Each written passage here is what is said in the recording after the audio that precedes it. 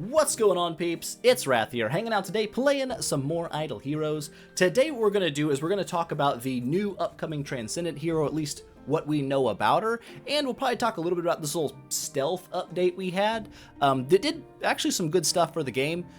I do have some real world things I must get to today, so this one probably won't be a super long video, but I promise you, we've got stuff coming up. We've got plenty of things to do. The monthly events have reset now for me on both accounts, so I can do some food building and getting things, you know, set up for Void imprints and potentially transcending Sylvies. But before we jump into anything, let's talk about the little stealth update we had. I don't have the comeback radio finished. I haven't even really started it over here. I need to do that. But once you finish this, you're going to unlock an ability to bond with new players, players that are level 50 or below, and in doing so, you're going to have access to a new shop, right? I'm believing this is just to my knowledge, this is just my basic understanding. That these right here, these are striver points. That these are going to come from the level 50 account. Like, you're going to get these if you're the lower level account bonded to the older account. You'll get the striver points, and you can purchase puppet selections, 5-star, 6-star, a bunch of resources to help the early game go a little bit more smoothly, as well as some orange exclusive artifacts, a single imminent, or 3, I guess, imminent hero selection chest, so you can kind of pick anyone. This is light and dark included, all the way down to, I believe, Wukong. Not bad, not bad at all. And a 6-star class suit, so you can just grab a free 6-star class suit for nothing. Pretty nice. And then we have these here, what are they called? The booster coins, right? This is going to be the older account that's already done Bond Radio 3 times. You'll unlock the ability to boost, essentially, an account. You'll be the booster. A lot more points available for the booster than, of course, the striver. I'm assuming you can be a striver, like, once, and you can be a booster 3 times. Maybe more. I'm not really sure how it all pans out exactly, because I haven't unlocked most of it.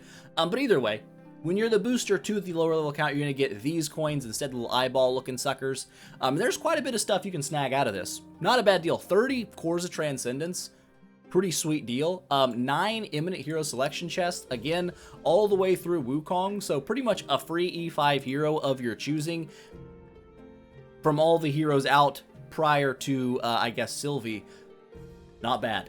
Not bad. 900 Soulbound Starry Gems. I understand why they did Soulbounds here. You can use these obviously to make purchases if you want to, and you can obviously use them to awaken as well, but they're going to be bound to your account if you awaken with them. Makes sense. Stop Starry Gem farmers from getting extra stuff they can use and sell in the auction house. Understandable. Some regression symbols as well. This will be nice for, you know, getting glory challenges done if you haven't already done them. Most people that have done the 3 bond radios probably don't need a ton of these yet, but they've already probably used them for the glory challenges, but never a bad thing to have. And of course, soul hammers to purify bonus stats on awakened heroes. 30 of them, I mean, that's not bad. So for a nice little stealth update, adding a whole new area to the bond radio for new players, I like it. I think that's just nice. That's just good, but that's not even the thing I'm most excited about. What am I most excited about? The campaign. The campaign, they finally did it. Right? They didn't completely remove the level lock, but as you can see, the required level that I was on, I was level locked at level 104. I just finished this and I couldn't do 18.5 till I was 105. I'm 105 now, so I can. They essentially removed this quite a lot. Way down. Level 80 now. So within the first couple weeks of the server, maybe 3 weeks, you'd already be where I am now. Really, really nice change. Honestly, it's been needed for a while, and to me, it proves the devs do listen, right? People say, oh, they always wanted the bag on the devs. Oh, devs suck. Devs don't listen to the people. Like, I get it. There's things that need to be changed and adjusted in the game. It happens, but they still do listen. They still get things rolling out. A lot of people said they're never going to reduce your level requirement. They're too greedy to do that. It gets people to spend money and be VIPs, and look at that. Here we got it reduced already. That didn't take too long, because they've already done this once before, because it used to actually be even higher. Where this is going to end you out, like for me, I want to say I'll be somewhere in like death mode once I reach the level cap again. So I won't be able to finish the campaign or anything, but I wouldn't be able to anyways.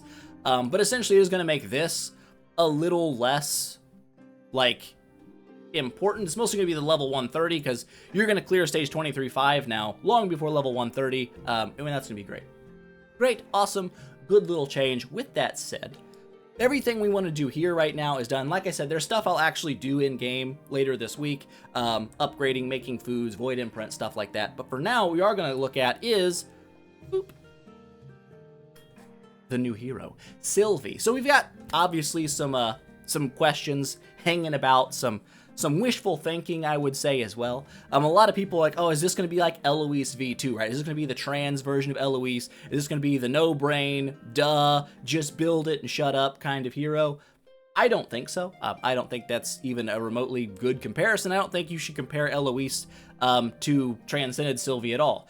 Comparing Eloise to base Sylvie makes sense. They have similar-ish skill kits, kind of. They focus around block, they have self-sustain, but transcended Sylvie completely throws away base Sylvie's entire skill set, essentially, and has an entirely new one. So comparing the two is just, I don't know, wishful thinking, probably for most people, wanting another hero they don't have to think about, they can just build. But I don't know, clickbait maybe, because everyone wants a new Eloise. I don't know. Either way, we'll read a little bit on her. I'm not going to go to like just reading just the skills. We'll read those in a second. Her features, again, not really that important. It's just the devs telling you like, oh, she can do damage and stuff. We get it. If she couldn't do any damage, probably wouldn't be a hero, you know? Recommended lineup. I'm not going to pay too much attention to that, honestly, just because, like, I don't know. We'll see.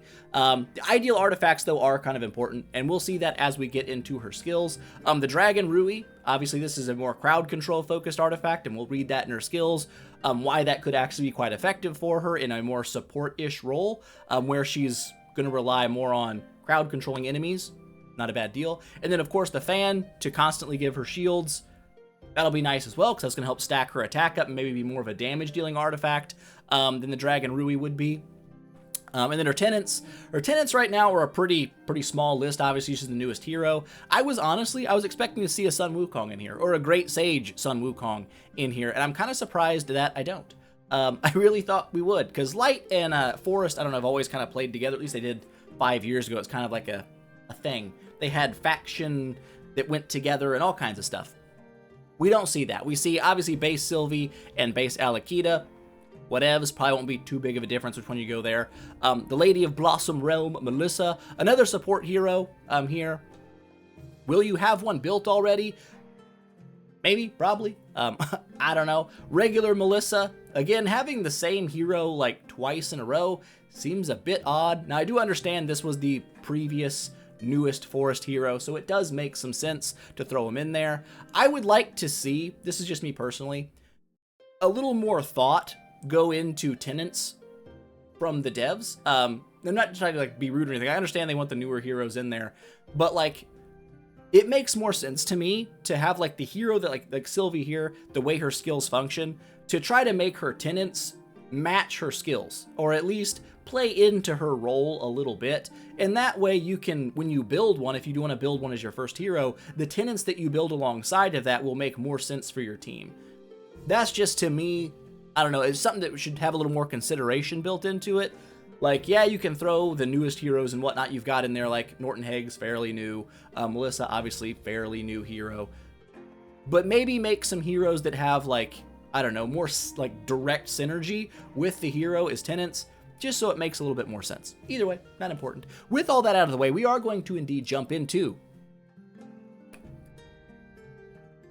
the skills. Now, all of this, again, is generalized, right? We don't know direct percentages. We don't know, pretty much that's it. We don't know direct percentages. We don't know skill sublimations. We don't know destiny skills. We know very little right now. We know the basic outline of how the hero is going to function and how that should essentially work in game.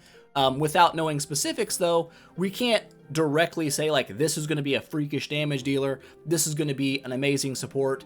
We can just try to draw inferences from this, and that's all this is going to be. And then as we, of course, get more information, more specific information, of course, when the hero comes out, then we'll know with more, definity what she's going to be actually excelling in and what she will be less good at. So, first things first, the active skill, Swift Fury Onslaught.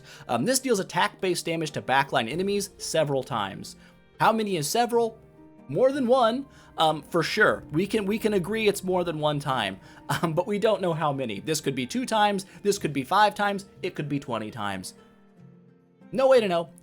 Each attack is going to grant all your allies a shield equal to a certain percentage of her attack. Again, we don't know what that's going to be, but what we do know is it's an AoE shield. This is not just a personal shield. This is a shield for everybody in your team. That's nice. One, it shields herself, which plays into some of her passives, but shielding everyone on your team is a nice little support thing. So depending on how big this shield is, that could be nice, right? That could be a good deal. Afterward, there's a chance to inflict taunt confrontation on backline enemies for several rounds. My assumption, probably like 2 to 3 rounds. Most crowd control tends to function in that realm.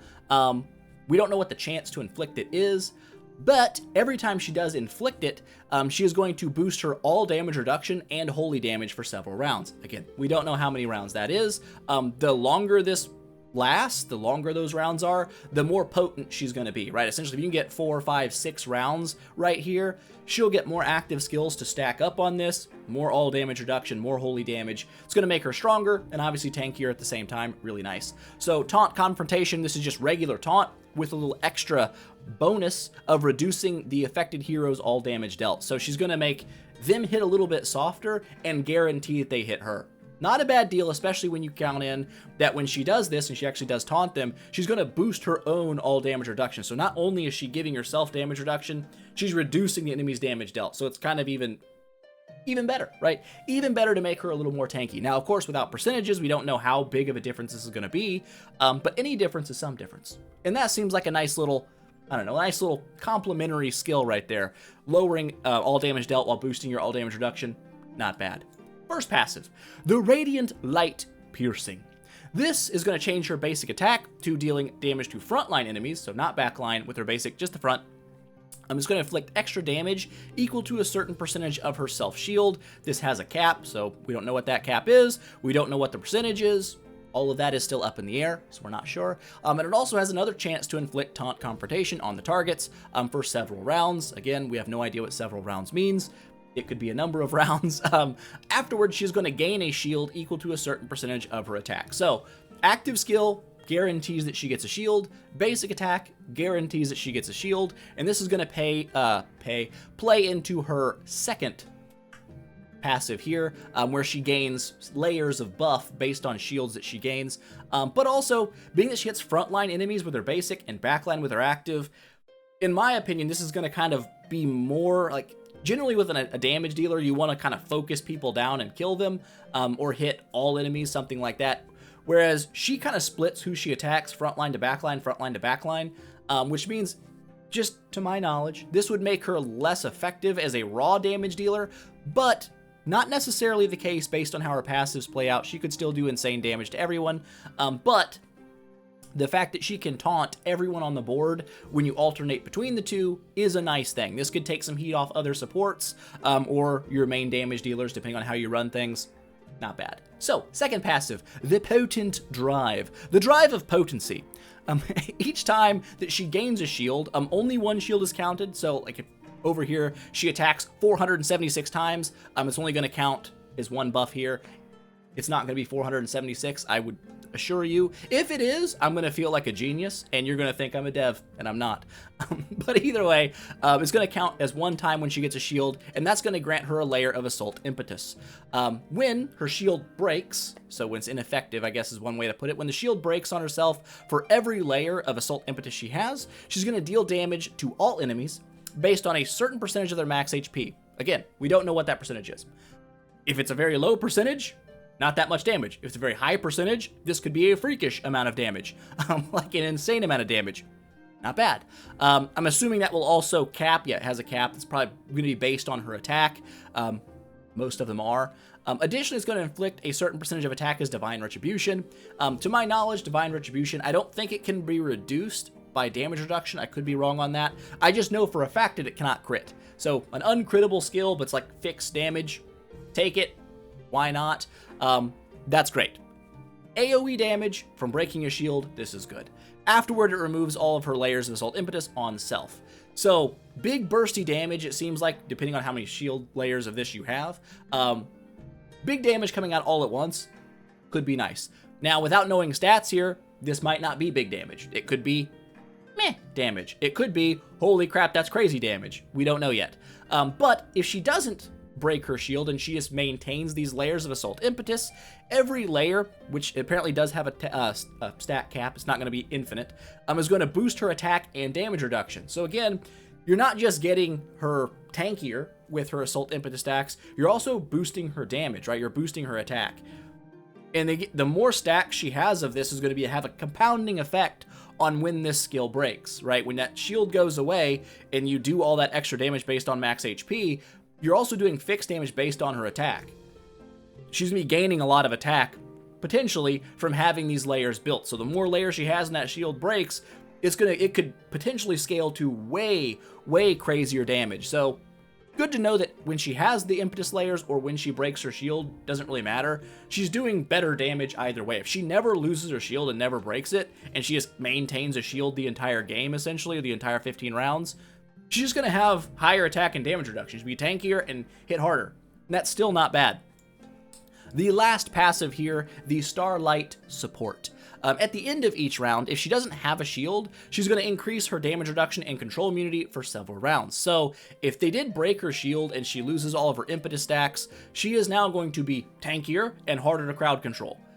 Not a bad deal. And then afterwards, she's going to gain a shield equal to a certain percentage of attack. So she's going to re-get a shield back and restart building these Assault Impetus layers immediately, right? So whether she's doing a basic attack, whether she's doing an active skill, or whether or not she has a shield at the end of the round, she will gain a layer of Assault Impetus every single round, guaranteed. 2, essentially, no matter what. So if she does have a shield at the end of the round, right, her shield did not get broken, she's going to boost her attack again, right? So she's going to get another attack boost coming in, which is insane, right, for several rounds, and a shield, again, equal to a certain percentage of attack. So if her shield doesn't get broken, that means she's got Assault Impetus stacks built up that's already boosting her attack. She's getting a secondary attack boost here, and then she's getting a shield based off that attack. So that shield could be getting larger and larger. I'm not sure. I think the cap on shields is it 100% max HP or 200%? I can't remember. I think it's 100%. Don't quote me on that. Either way, she can get a pretty insane amount of shielding, it seems, just based on not having her shield broken, right?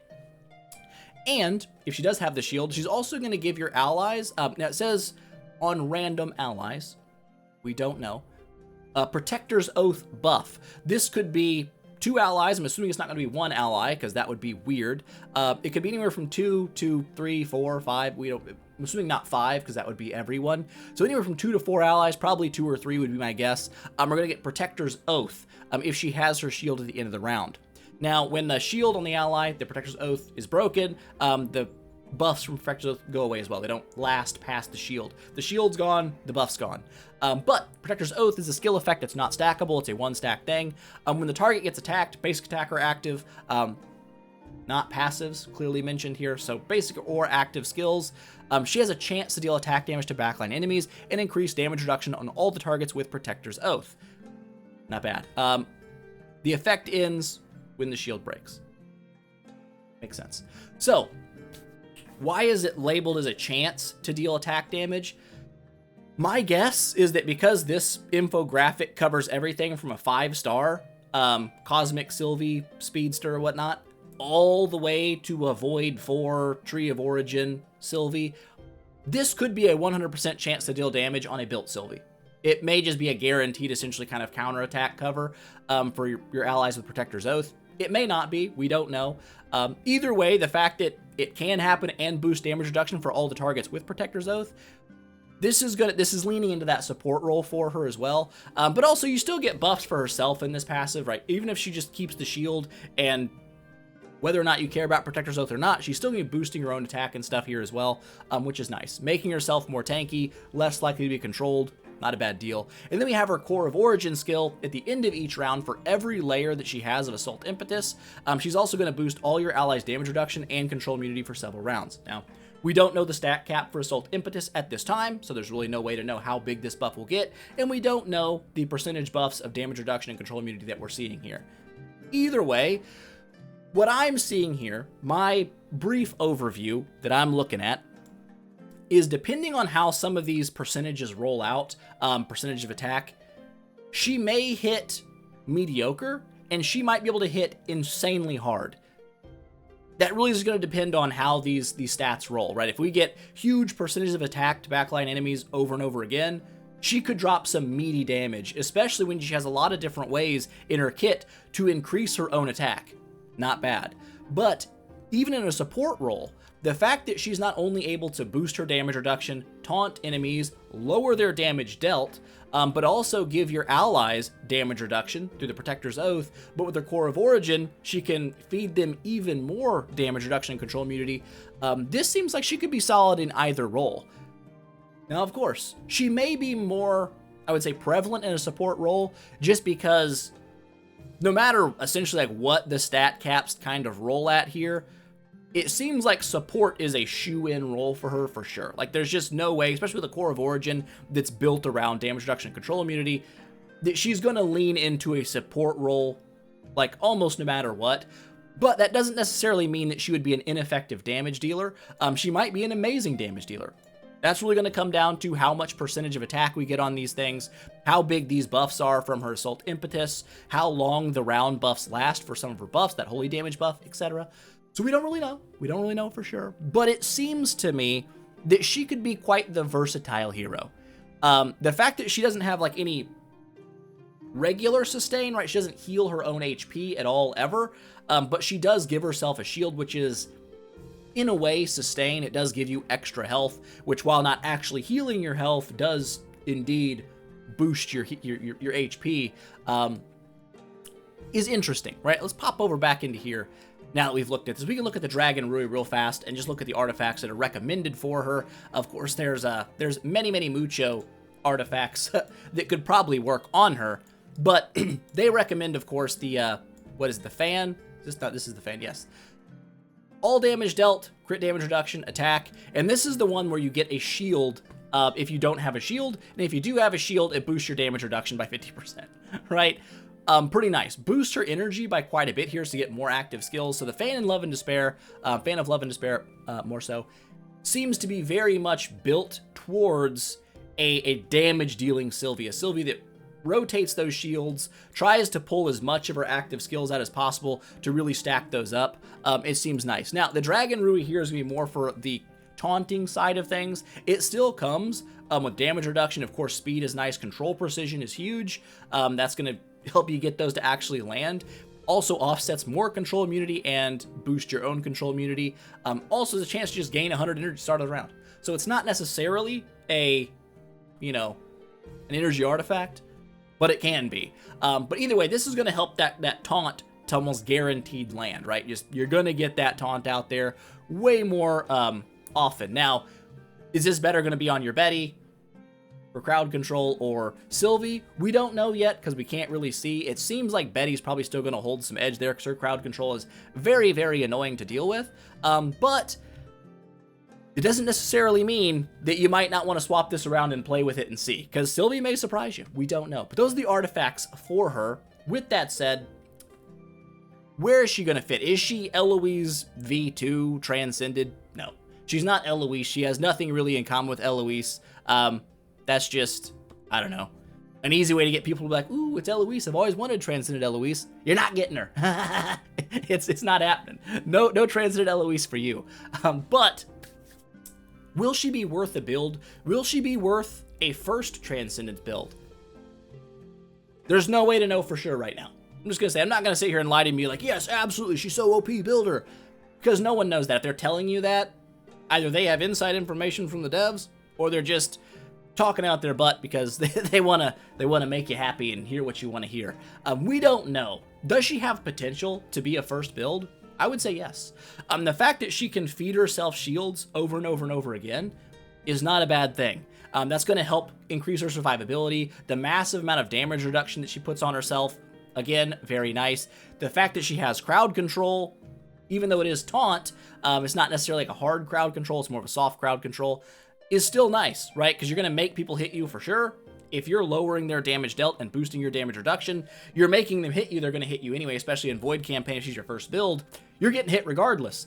You might as well get hit by someone who's smacking with a wet noodle and you're wearing freaking titanium armor, right? Than just being out there like, please don't hit me.